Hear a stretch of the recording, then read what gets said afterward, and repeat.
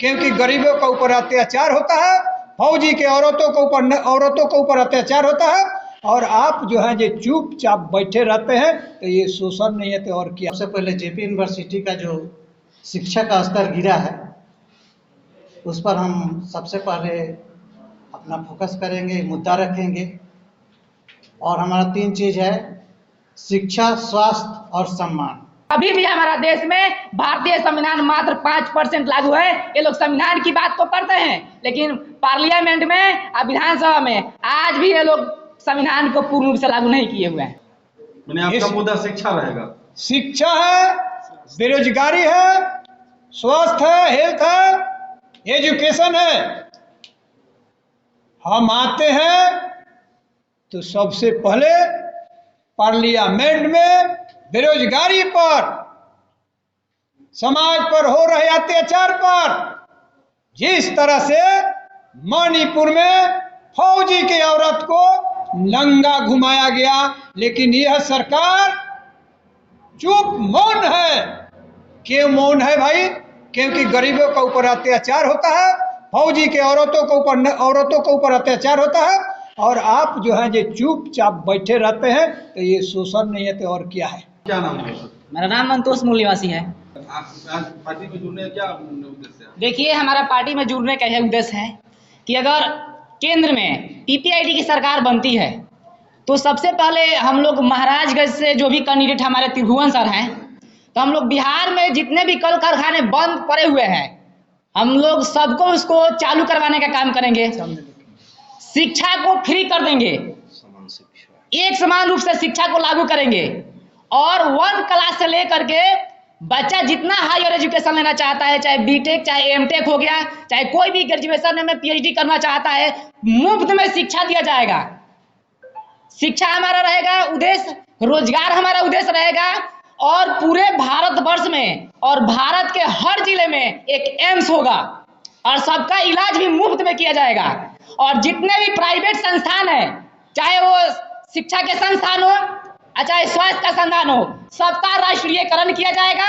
चाहे प्राइवेट जितने भी कॉलेज हैं, जितने भी यूनिवर्सिटी है, जितने भी स्कूल कॉलेज हैं, सबको राष्ट्रीयकरण करके आज सभी के बच्चों को एक समान शिक्षा दिया जाएगा। चाहे वो राष्ट्रपति का बेटा हो, चाहे सांसद का संतान, चाहे गरीब का संतान, सबको शिक्षा एक समान।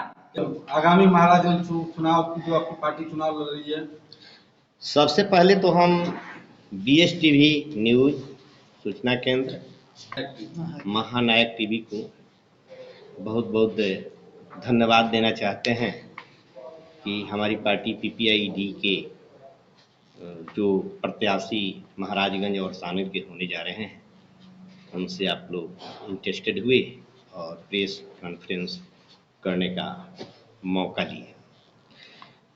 तो हमारी पार्टी अगर महाराजगंज और सारण से जीतती है, सेंट्रल में हमारी पार्टी की सरकार बनती है, तो जितने संविधान ये देख रहे हैं, इस संविधान में जितने हमारे बाबा साहब आर्टिकल्स ऐड करके गए हैं, सर्वप्रथम हम लोग इसे लागू करने का काम करेंगे। और जो भी हमारे SC ST OBC और माइनॉरिटी का अधिकार है, उसका जितना संख्या भारी उसका उतना हिस्सेदारी लागू करने का काम करेंगे। जो शिक्षा में व्यभिचार उत्पन्न हुआ है, गरीब का बेटा सरकारी स्कूल में पढ़े और वो भी किसी अच्छे ढंग से शिक्षा का ये नहीं हो रहा है, और अमीर का लड़का है वो बड़े बड़े प्राइवेट स्कूलों में पढ़ रहा है, बड़े बड़े संस्थानों में पढ़ रहा है। तो हमारी पार्टी की सर्वप्रथम ये विचार है, ये सर्वप्रथम कार्य रहेगा कि गरीब और अमीर एक समान, गरीब का बच्चा जिस स्कूल में पढ़ता है उसी स्कूल में अमीर का भी बच्चा पढ़े, सब लोगों को शिक्षा एक समान मिले, और शिक्षा में काफ़ी आगे ले जाने का, इस देश को बढ़ाने का कार्य हमारी पार्टी करेगी। मतलब आप ये कहना चाहते हैं जितने भी पब्लिक सेक्टर का सामान है सबको राष्ट्रीयकरण करना? जी, जितने प्राइवेट स्कूल हैं उन सबको हमारी पार्टी की सरकार बनती है तो उसे राष्ट्रीयकरण किया जाए, यानी सरकारी स्कूल में तब्दील कर दिया जाएगा। एक सवाल है, अभी तक जितना भी चुनाव लड़ रही है पार्टी, किसान और जवान के बारे में बात नहीं कर रही है, ऐसा जी, किसान और जवान के बारे में किसानों का जो बदहाली चल रहा है, जितने केमिकल्स वगैरह ये महंगे बिक रहे हैं, खाद्य पदार्थ जो ये खेत में जिससे उपज बढ़ती है, उन सारे चीज़ों को सस्ता किया जाएगा।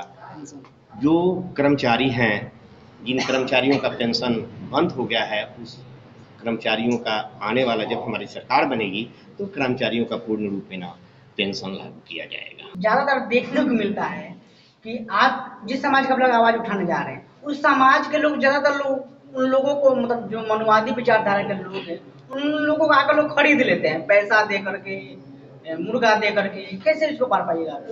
देखिए, भले ही आज मेरा समाज शिक्षित नहीं है, वो अपना वोट का वैल्यू नहीं समझ पाता है, लेकिन हम लोग अपने जितने भी लोग हैं सभी व्यक्तियों को जगाने का काम कर रहे हैं और लगातार प्रयास कर रहे हैं। BS4 के माध्यम से ये जो संविधान में जो भी अधिकार दिया गया है भारत के नागरिकों को, वो सारे अधिकार को बताने के कार्य हम लोग BS4 के माध्यम से कर रहे हैं। भारतीय संविधान समान सुरक्षा और संवर्धन, ये जो अभियान है, ये राष्ट्रव्यापी महाजन जागरण अभियान के माध्यम से ये जो संविधान को घर घर पहुंचाने का हम लोग काम कर रहे हैं। और ये जब तक हम लोग घर घर संविधान को नहीं पहुंचा देते हैं तब लोग हम लोग दम लेने वाले नहीं हैं। तो हमारा उद्देश्य है, ये भारत का संविधान है और भारत में जो भी अधिकार दिए गए हैं भारत के नागरिकों को, वो भारत के अधिकार लोगों को पता चले कि हमारा वोट का वैल्यू क्या है, हमारा अधिकार शिक्षा है, हमारा अधिकार रोजगार है, हमारा अधिकार शिक्षा, तमाम स्वास्थ्य है और नौकरी पेशा सब चीज़ है। तो हम उस सभी अधिकार को देने का काम करेंगे। माननीय प्रधानमंत्री नरेंद्र मोदी जी बोल रहे हैं कि अगर इस 400 पार आता है तो इस संविधान को ही चेंज कर दिया जाएगा। देखिए, एक तरफ है विषमतावादी लोग, एक तरफ है समानतावादी लोग, एक तरफ है संविधान को ना मानने वाला लोग और एक तरफ है संविधान को मानने वाले लोग।